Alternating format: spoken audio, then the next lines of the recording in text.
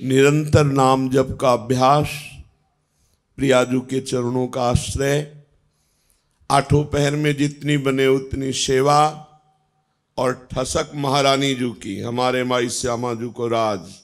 बस इस कलिकाल का कोई भी दोष हृदय में अपना प्रभाव नहीं दिखा पाएगा, कोई भी विकार हमको परास्त नहीं कर पाएगा। सच्ची मानिए महारानी जू का बहुत बड़ा बल है, अलबेली सरकार है। कोई भी स्वामी ऐसा नहीं देखा गया, एक बार गलती माफ कर सकता है, 2 बार गलती, 10 बार, लेकिन बार बार गलती करे तो स्वामी को क्रोध आ जाता है, रिश आ जाता है और दंड देने पर उतारू हो जाते हैं।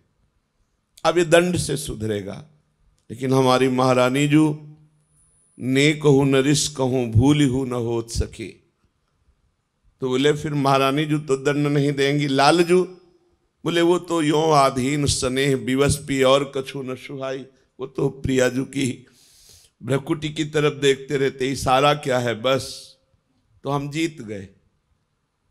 हमारे अवगुण, हमारे दुर्गुण अब हमको प्रभु से दूर नहीं कर पाएंगे, क्योंकि हमसे गलती हो सकती है पर हमारे स्वामी को रिस नहीं आती, नाराज नहीं होती। अवगुण करे समुद्र सम गनत न अपनो जान। सहज स्वभाव पर्यो नवल किशोरी जू को मृदुता, दयालुता, कृपालुता की राशि है। ने कहूं न रिस कहूं, कभी नाराज नहीं होती, इतनी भूली। कान में श्री जी कह रही थी, काहे को रोवे, तो आशीर्वाद चाहिए, मैं दे तो रही हूं आशीर्वाद।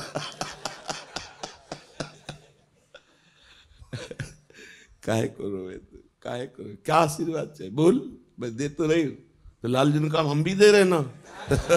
दोनों बोले थे ना, वो कहते हम भी दे रहे ला। करुणा समुद्र श्री प्रभु यही है, ये वृंदावन उनका घर है, उनका महल है। हम लोगों को उन्होंने घसीटा है अपनी कृपा से। अब इतना घसीट के छोड़ देंगे क्या? नहीं नहीं, विश्वास करो, ऐसे ही गोद में खिलाना है, ऐसे ही दुलार करना है, यहां भी और शरीर छूटने के बाद भी। ये मन में आ जाना चाहिए, हमें श्री जी के पास जाना है। हमारे जीवन में एक उत्साह आ जाना, जिसे हम किसी अपने प्रियजन के घर जाना हो तो कैसा उत्साह रहता है।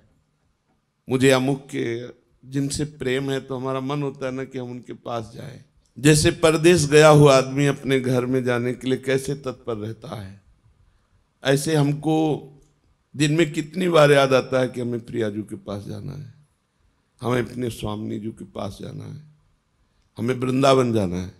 बोले वृंदावन रहे तो अभी हम देख नहीं पा रहे ना, हमें वृंदावन जाना है, हमें प्रियाजू से मिलना है। बोले वृंदावन में रह रहे प्रियाजू की सेवा कर रहे हो? नहीं, मुझे वृंदावन जाना है। वो वृंदावन यही है पर हमें दिखाई नहीं दे रहा, हमें ईंट पत्थर का, हमें संसारिकता दिखाई दे रही। नए नक्षत्र दिखत नहीं, ये माया कर रूप नहीं। मुझे वृंदावन, मुझे प्रियाजू के अपने घर जाना है। हमारे घर के हैं, स्वामी हैं, सखा है, जीवन धन है।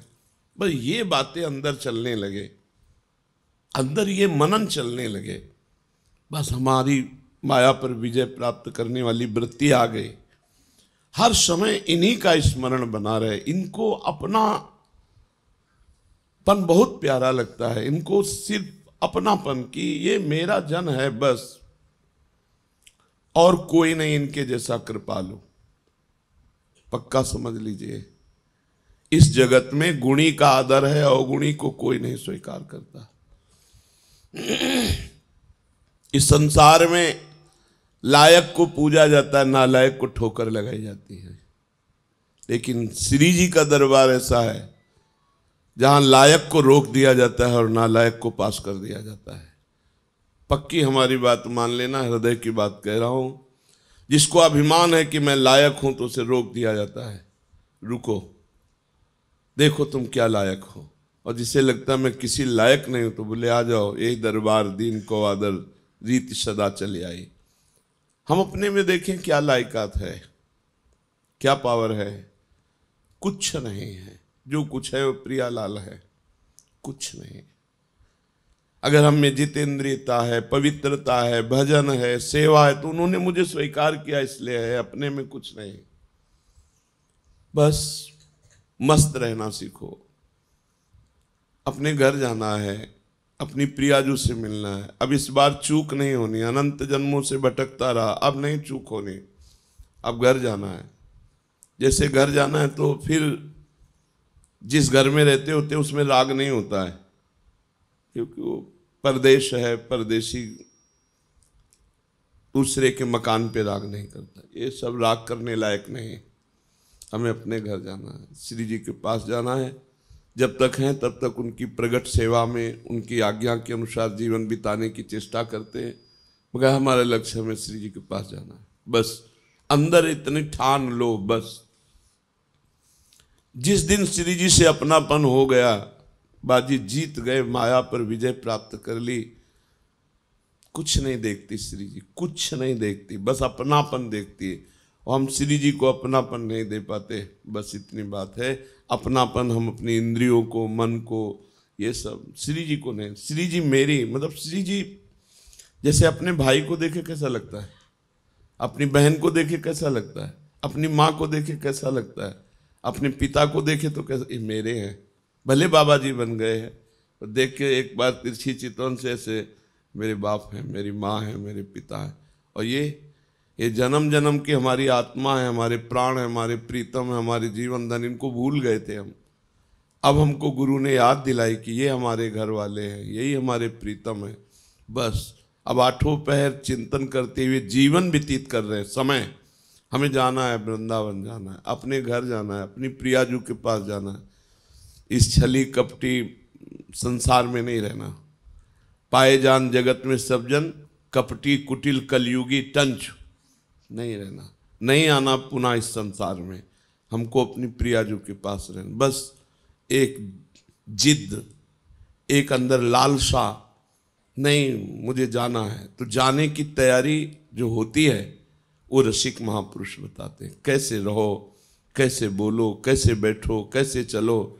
नहीं, देखो संसार को अपने पन का पूरा राग होता है, मम्मी पापा, रिश्ते नाते, बस।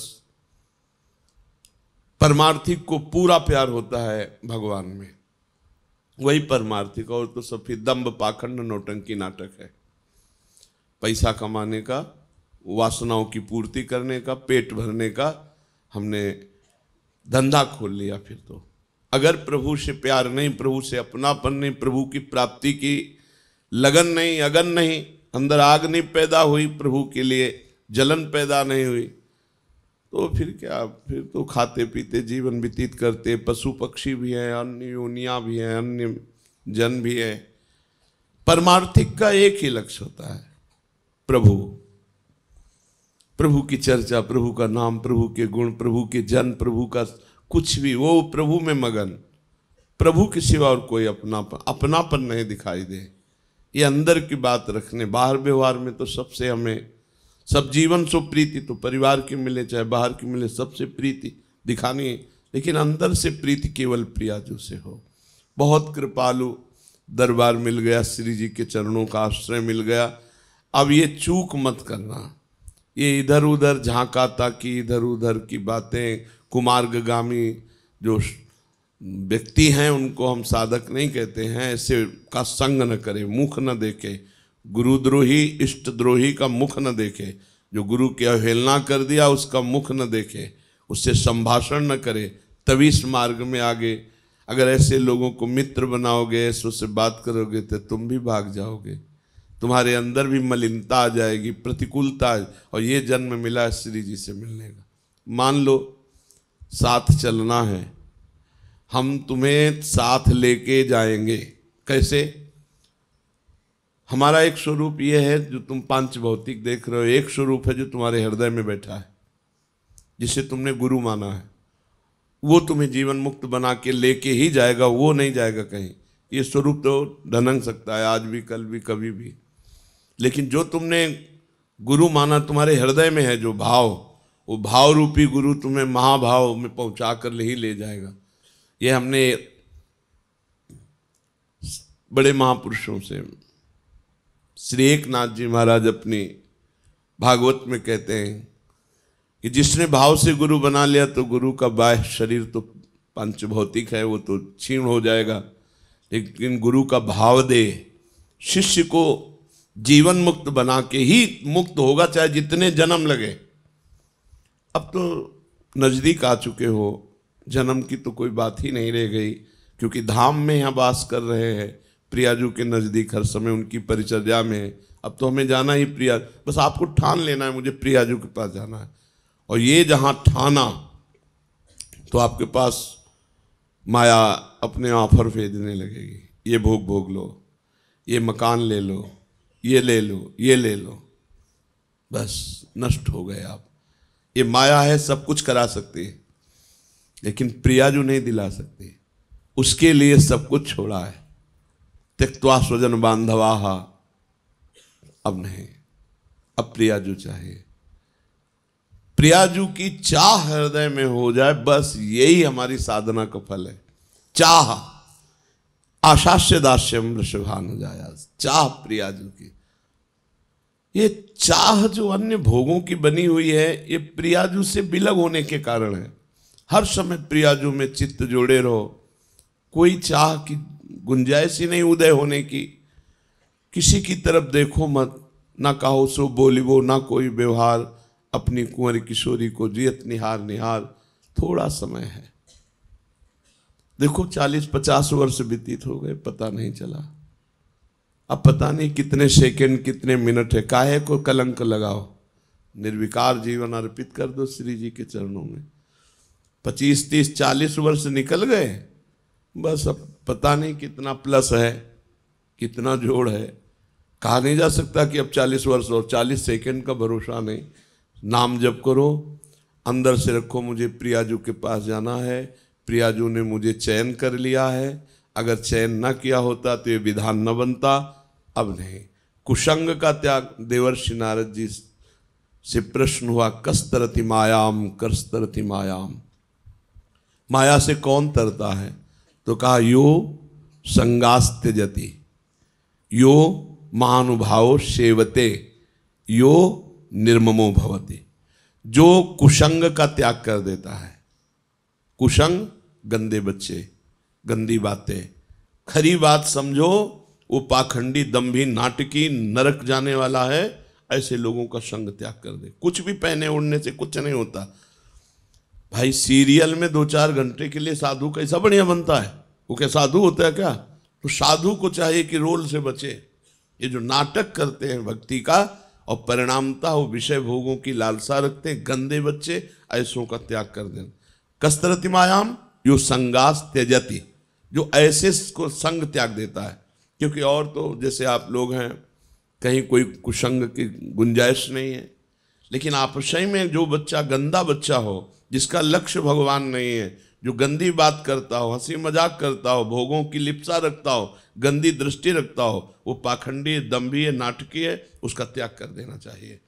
यो संगास त्यजति। फिर दूसरा करें, यो महानुभाव सेवते, जो महापुरुषों की आज्ञा का पालन करता। सेवन का मतलब पैरे दबाना नहीं, उनकी आज्ञा का पालन करना, उनकी आज्ञा पे रहना।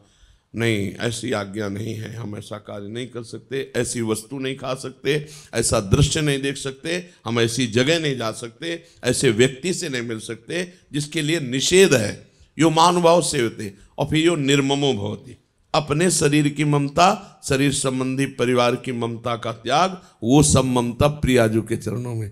एक अहमता ममता है जग में है दुखदाई, ये जब श्री जी की ओर लगे तो होत परम सुखदाई। इसलिए अपने चित्त को श्री जी के चिंतन में लगाओ और ठसक में रहो, हम श्री जी के हैं। कभी मत सोचो कि श्री जी कभी छोड़ सकती है, हमारी श्री जी का स्वभाव नहीं।